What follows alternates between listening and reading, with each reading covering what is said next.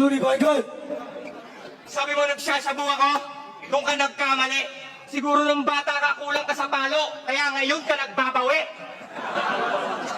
Tangina mo, nakasabu ka lang, feeling mo, bad boy ka na na sobra?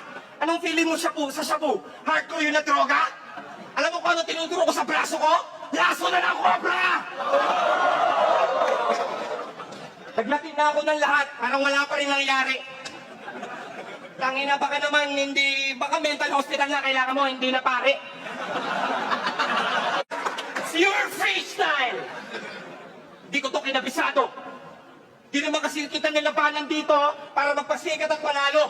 Nagbalik ako kasi namimiss ko naman yung pinang entablado at saka balita ko, yung flip top hindi na tinatao!